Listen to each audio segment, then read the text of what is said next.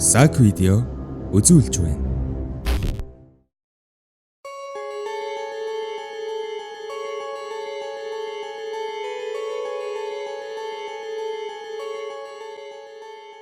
Сураггүй алга болсон алдартнуудын тайлагдшгүй нууц. Харамсалтай нэгэн судалгааны дүнгээр дэлхий дээр сүүлийн 20 жилд гэхэд 4.5 сая хүн сураггүй алга болсон гэх тоо баримт гарчээ. Тэдгээрийн дотор олны танил алдартай ирэх мөдөж олон бий. Тухайлбал нэгэн саядны хүү шинэ Гвений ширэнгэн ойд сураг тасарсан бол дэлхийн анхны эмэгтэй нисгэгч номхон далайн орчимд сураггүй болсон байх жишээтэй.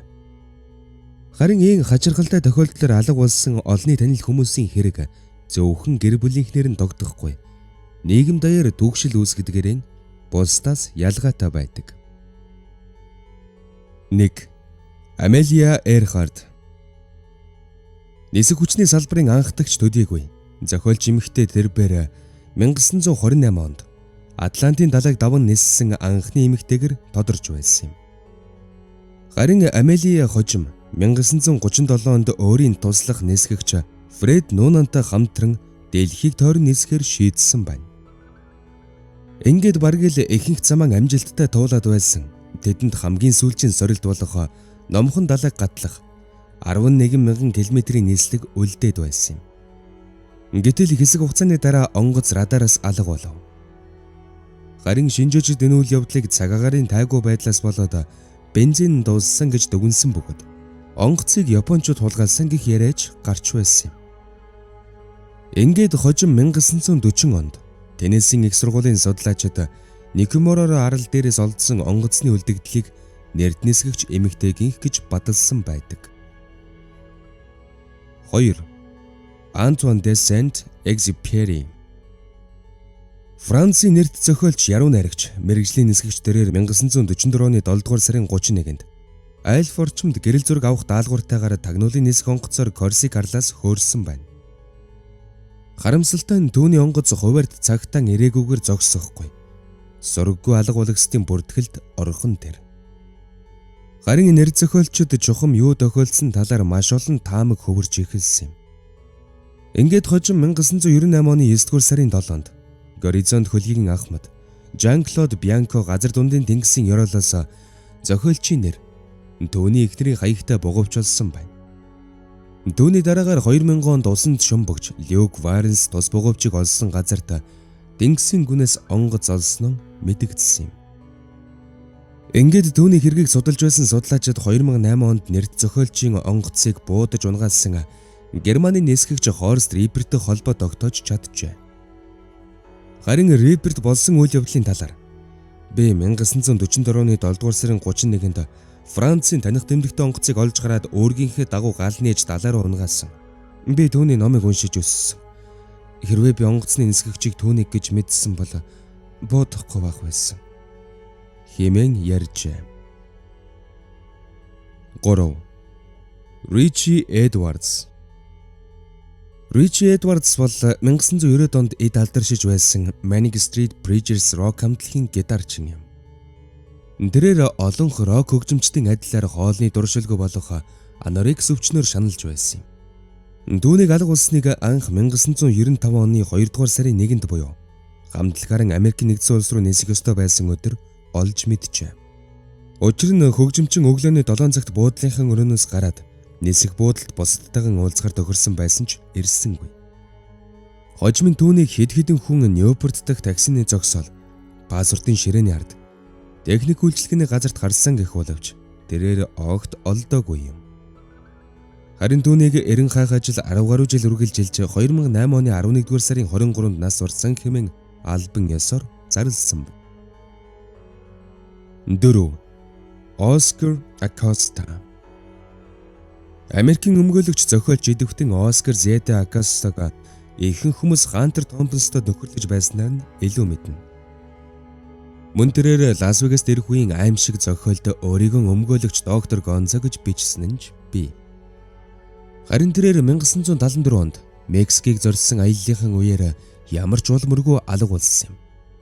Хамгийн сүүлд 1974 оны 5 дугаар сард тэрбээр хөрөөгөн уцтаж Би цагаан засаар хужигдсан завинд суух гэж байна хэмээн хэлсэн гэдэг. Гэвч хүмүүс Акостог Майамид нуугдж байгаа гэсэн цуу яриа тараасан бөгөөд хэсэг хугацааны дараа түүний найз Хантер Томпсон эмгэнэл бичснээр уг цуу яриа төгсгөл болсон байна. Хантер түүнийг хар тамхинд донтсон байсан гэдгийг хэлсэн бөгөөд Акостогийн цогцос хизээж олдоогүй юм. 5. Бизон Дийл. Америкийн алдарт сагсан бөмбөгч Бизон Дийл бүхэл амьдралынхаа турш өөрийн өвөрмөц зарын шин төрх байдлаар бусдаас ялгардаг байв. Харин тэрээр эд алдаршиж байхтан буюу ердөө 30 наснтан их спортон орхисон юм. Тэрээр 2002 оны 7 дугаар сард найз бүсгүй болон Мейлс Декорд нэрийнхэн хамт номхон далайд завтай аялалд гарсан бөгөөд хамгийн сүүлд 2002 оны 7 дугаар сарын 8-нд Тайдид харагдсанаас хойш Орос руугүй алга болсон юм. Хэдэн 7 хоногийн дараа түүний зөвхөн дүүн лэрэгт буцаж ирсэн байдаг. Хожим 9 дугаар сард цагдаагийнхын дүү Майлзыг саатуулсан бөгөөд түүнийг баривчлахаас 2 хоногийн өмнө Тайдын эргээс сагсан бөмбөгчийн зав олдох үед сагсчныг буудсан мэт улмөр үлдсэн байжээ. Ингээд холбооны мөрдөх товч дүү Майлз Декордыг өөрийнхөө ахыг найз бүсгүйтэй хамт буудаж алаад зогцсыг нь далаад хайсан гэж таамагласан ч хохирогчдын зогцсыг олж чадаагүй юм. Гэтэл гол с ижигтэн Декорд удалгүй амиа хорлсон бөгөөд тэрнээс хойш шинэ баримт мэдээлэл олоогүй тул мөрдөн шалгах ажлыг зогсоосон байна. 6. Шон Флинн. Холливуудын алдарт жүжигчин Эррол Флинний цор ганц хүү Шон 10 гаруй кинонд тоглосон ч эзэгшгэн амжилт олж чадаагүй учраас жүжигчний карьерын орхиж фотосурваллагч болохоор шийдсэн юм. Үнэхээр ч түүний авсан гэрэл зургууд нэр хүндтэй сэтгүүлүүдэд нийтлэгдэж байлаа. Харин тэрээр 1970 оны 4-р сарын 6-нд нэгэн найзтайгаа хамт Камбожид мотоциклээр аялаж явхад нь Камбожийн коммунист бүлэглэлийнхэн зогсоосон гэх бөгөөд тэр үйл явдлаас хойш хинч тэднийг дахин олж хараагүй юм. Хожим түүнийг Мексикт явж байна гэсэн яриа гарсан ч хинч баталж чадаагүй гэдэг. 7. Майкл Рокфеллер. Нэрд бизнесмен Саятан Нельсон Рокфеллерийн хүү угсаатан зүйч хүн судлаач тэрээр Харвардын их сургуулийг амжилттай дүүргэсэн бөгөөд нутгийн уугуул иргэдийн амьдралыг судлахаар далайн орнууд руу явах шинжилгээний баг гаргахаар шийдэжээ. Ингээд тэрээр 1961 оны намар Голландын угсаатан зүйч Рено Вайсентэй хамтран Шингвейн руу явсан байна. Тэд зорьсон газар амжилттай хүрч нутгийн уугуул иргэдийг судалсан ч сэтгэл нь хансангүй. Магчин омог асамтуудын арал руу явахаар шийдэж өөрсдийн хийсэн заваараа замдаа гарсан байна. Харин тэдний аяллаа замд завын хөмөрснөөр шинжилгээний багийн бусад гишүүд бодсон ч Майкл ганцаар цааш явахаар шийдсэн бөгөөд түүнээс хойш түүнийг хинж хараагүй байна. Мөн өгсөн амьд аль нь ч олдоогүй юм. Хамгийн магадлал өндөртэй ганцхан таамаг байдаг нь түүнийг магчин омгийнханд эдүүлсэн гэх таамаг юм. 8. Кони Конверс. Ихэнх хүмүүс түүнийг 1950-ад онд хөгжим зохиодог, дуучин байсан гэдгээр нь мэддэг.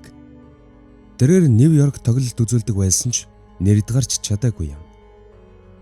Ингээд дуучин эмэгтэй 1970-ад онд мэргэжлийн гүн хямралд орж улмаар сэтгэл готролд орсон байдаг. Ингээд тэрээр 1974 оны 8 дугаар сард өөр хааны газар очиж шинэ амьдрал эхлүүлэх бодолтой байгаа тухай загтал бичиж илгээсэн байна. Ойр дотных нь түүнийг нуурын эрэг рүү 1-2 хоногоор явсан гэж бодож байтал загтал эзэддэн очих үед бүсгүй бүх зүйлийн хамж аваад үл мэдэгдэх газар руу явсан байж. Конийг эрен хайх ажиллагаа маш удаан үргэлжилсэн ч хязээж түүнийг олж чадаагүй юм.